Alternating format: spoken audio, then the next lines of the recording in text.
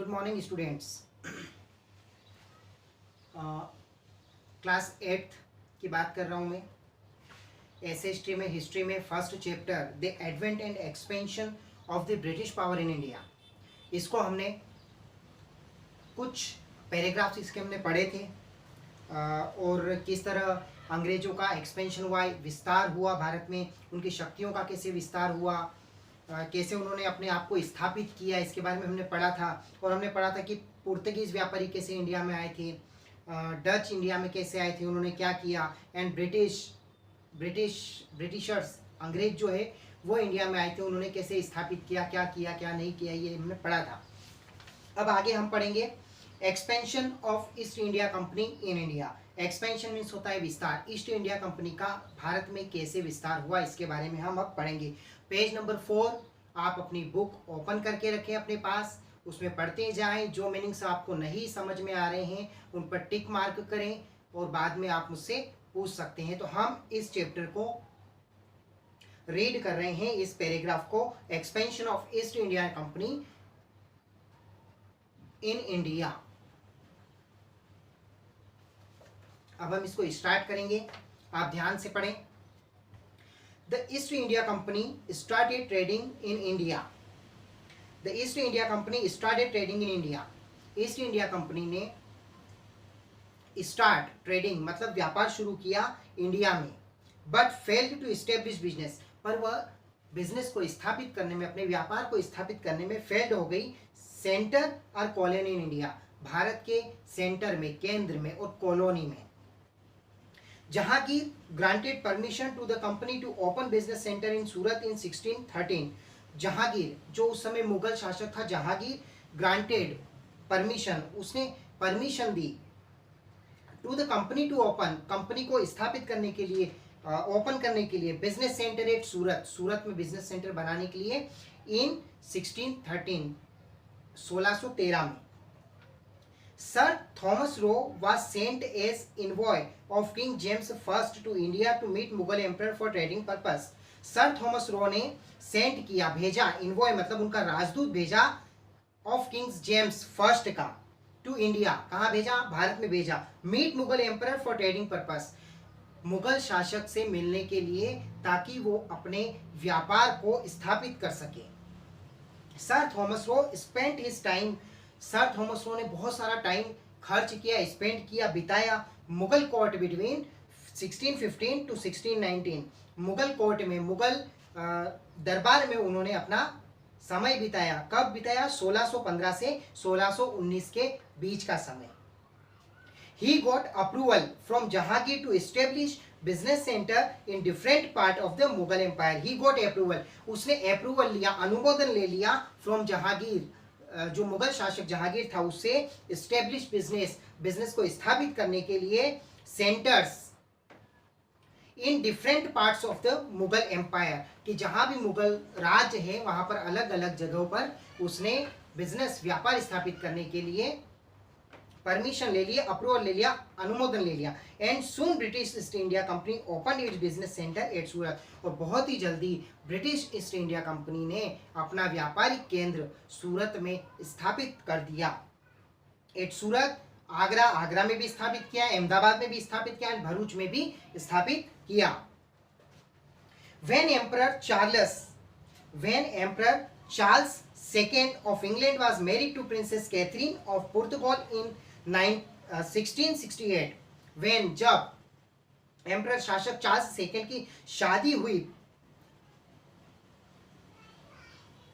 Princess Catherine से, पुर्तगाल की princess Catherine से 1668 में, 1668 में, द ब्रिटिश गॉट, तब ब्रिटिश अंग्रेजों ने मांगा मुंबई को इन डॉरी, दहेज में मुंबई को मांगा। किसको मांगा दहेज में, हम लोग दहेज में तो बहुत सारी चीजें मांगते हैं, लेकिन अंग्रेजों ने मुंबई को मांगा। Mumbai came under east India company for 10 pound annual rent, और मुंबई जो है वो सिर्फ 10 पाउंड के वार्षिक रेंट पर ईस्ट इंडिया कंपनी ने उसे ले लिया। Mumbai was made headquarter, Mumbai को जो है वो हेडक्वार्टर बनाया गया of western coastal business center in 1687 in palace of Surat, पश्चिमी समुद्री व्यापार केंद्र बनाया, मुंबई को हेडक्वार्टर बनाया 1687 इन प्लेस ऑफ सूरत, सूरत में। On the eastern coastal areas also, और जो पश्चिमी ईस्ट पूर्वी समुद्री तटीय क्षेत्र थे, also the company establish business centre, वहाँ पर आल्सो उन्होंने अपने व्यापारिक केंद्र स्थापित किए एट मछलीपट्टनम में, मद्रास में, बंगाल में, Harihapur, Balasore, Hooghly, Patna and Kasim Bazar. The company made desire benefits in trading in the areas. The company made desire, company की बहुत इच्छा थी, एक डिजायर मतलब इच्छा होना, बेनिफिट्स इन ट्रेडिंग कि व्यापार में उनको बहुत सारा लाभ मिले, in the areas line between eastern and western coast areas, कि पूर्वी और पश्चिमी तटों से उनको बहुत सारा जो है वो फायदा मिले, लाभ मिले, benefits. The company built forts in Mumbai, company ने मुंबई में फोर्ट्स, किले बनाए, and Calcutta and made adequate security arrangements there, Calcutta में भी उन्होंने फोर्ट बनाए और वहां पर फोर्ट की जगह उन्होंने क्या किया कि अपने सैनिकों को, अपनी सिक्योरिटी का अरेंजमेंट को स्थापित किया। तो ये थी east India company in India. अब इसके बाद हम पढ़ेंगे, हम पूरा लेसन कंप्लीट नहीं कर रहे हैं, हम सिर्फ जो जरूरी है, इंपॉर्टेंट है, सिर्फ उसको रीड कर रहे हैं, इस बात का आप विशेष ध्यान रखें। अब हम पढ़ेंगे ब्रिटिश कन्क्वेस्ट ऑफ बंगाल, कि बंगाल को ब्रिटिश शासन ने कैसे जीता। British conquest of Bengal, conquest means होता है जीत, विजय। तो इसके बारे में हम पढ़ेंगे page number 7। Yes, Alivardi Khan become the nawab of Bengal in 1740। Alivardi Khan जो है बिकम बना द नवाब ऑफ बंगाल, बंगाल का नवाब बना इन 1740 में। He was an able and diplomatic ruler, वो बहुत सक्षम और कूटनीतिज्ञ राजा था। कैसा राजा था वो? कूटनीतिज्ञ शासक था। He disliked the activities of the English, dislike मतलब नापसंद करता था, एक्टिविटीज मतलब प्रतिक्रियाओं को, किसकी? इंग्लिश, अंग्रेजों की प्रतिक्रियाओं को, उनके काम को डिसलाइक करता था, नापसंद करता था। He was against the besieging of Calcutta by the British. He was against the besieging of Calcutta by the British. Besieging means होता है घेराबंदी, उसके अगेंस्ट जो है घेराबंदी हुई कलकत्ता में ब्रिटिश अंग्रेजों ने। He died in 1756 और वह 1756 में मर गया, मृत्यु को प्राप्त हुआ। Sirajuddaulah became the nawab of Bengal, और उसके बाद सिराजुद्दौला जो है वापस बंगाल का नवाब बना।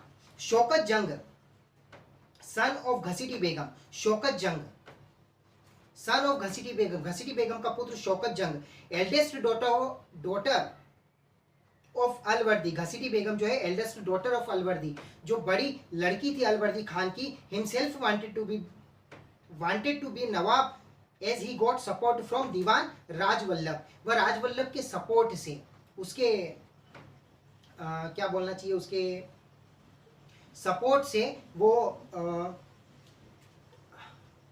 Himself wanted to be nawab बनना चाहती थी बंगाल की। Mir Jafar the brother in law, Mir Jafar जो था वो साला था brother in law Alivardi Khan का। अलवर्दी खान का क्या था? बहनोई था, साला था। And army chief also wanted to become the nawab, और आर्मी चीफ मीर जाफर, अलवर्दी खान, मीर जाफर जो है वो अलवर्दी खान का जो साला था वो आर्मी चीफ भी था, और वो भी चाहता था कि मैं भी बंगाल का नवाब बनूं। All these under British patronage were fanning conspiracies. All these under British शासन के अंदर दौरान पोर्तुगीज वर फैनिंग कॉन्स्पिरेसी, उन्होंने एक षड्यंत्र में सहायता करी। Nawab Sirajuddaulah was annoyed due to the fortification. Nawab Sirajuddaulah जो था वो एनोयड था, बहुत गुस्सा था, with the due to fortification, उसके फोर्ट की जब घेराबंदी की कलकत्ता में ब्रिटिश के द्वारा, तब वो बहुत गुस्सा हुआ। The British were trading in Bengal without paying tax. The British were trading मतलब बिजनेस करते थे, व्यापार करते थे बंगाल में, विदाउट पेइंग टैक्स, बिना किसी कर्ज के, बिना किसी टैक्स के। कर जो देते थे ना पुराने लोग, लगान जो देते थे वो देते नहीं थे, और फिर भी वो बिजनेस करते थे। And this had an adverse effect on the royal treasury, और इसके कारण जो है एडवर्स मतलब विपरीत इफेक्ट, इफेक्ट मीन्स प्रभाव पड़े, काय में, रॉयल ट्रेजरी, जो शाही खजाना था उसमें बहुत सारा प्रभाव पड़ा। The British did not give due respect, British जो है, अंग्रेज जो है वो रिस्पेक्ट नहीं देते थे, एंड गिफ्ट टू नवाब, और नवाबों को ना रिस्पेक्ट देते थे, ना इज्जत देते थे, ना गिफ्ट देते थे, कुछ भी नहीं देते थे। Enraged by the provoking activities of British, इसलिए नवाब जो था वो enraged, गुस्सा था, प्रोवोकिंग एक्टिविटीज, अफसोसजनक प्रतिक्रियाओं से, क्रियाओं से, काम से। नवाब कैप्चर्ड कासिम बाजार, नवाब ने वापस कैप्चर्ड कर लिया, अपने हक में ले लिया Kasim Bazar factory on June 4, 1756। Now the nawab was on his way to Calcutta, governor Drake left Calcutta with traders.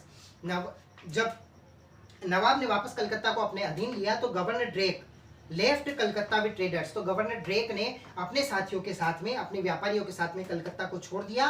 Women and children and nawab to control of Calcutta on 22 June 1756, और वापस नवाब ने कलकत्ता को अपने अधीन कर लिया 22 जून 1756 को। कब कर लिया?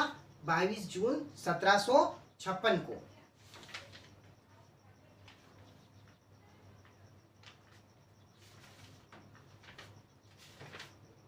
क्लियर?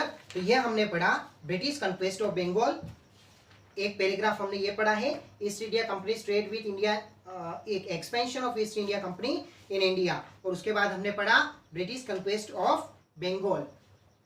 इसके बाद ये आज के लिए रीडिंग इतनी ही रहेगी हमारी। उसके बाद हम नेक्स्ट जो पैराग्राफ पढ़ेंगे वो पढ़ेंगे battle of Plassey, battle of Plassey and Lord Wellesley was appointed the governor. ये दो पैराग्राफ और हम इस लेसन के पढ़ेंगे, और उसके बाद ये हमारा लेसन जो है वो फिनिश हो जाएगा। तो अब एक और चीज मैं आपको बता दूं कि इस लेसन के मैंने 2 क्वेश्चन आपको होमवर्क में दिए हैं।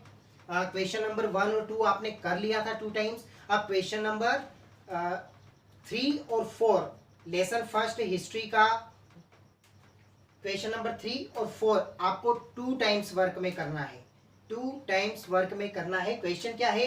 विच gold coins was floated by Dutch in India, Dutch ने इंडिया में कौन सा सिक्का जो है वो बनाया था, क्या नाम था उसका। Question number 4, which governor general adopted subsidiary alliance, कौन से राज्यपाल ने एडोप्ट मतलब लाए थे सब्सिडायरी अलायंस, सहायक संधि कौन लाया था, उस राज्यपाल का हमें नाम लिखना है। तो ये दोनों क्वेश्चन आपको 2 टाइम्स करने हैं, ओके। और उसके बाद आप मुझे ये सेंड करेगा तो मैं आपको चेक करूंगा, और मुझे पता है कि आप बहुत अच्छे से पढ़ाई कर रहे हैं, बहुत अच्छे से सीख रहे हैं। Thank you very much, all the best.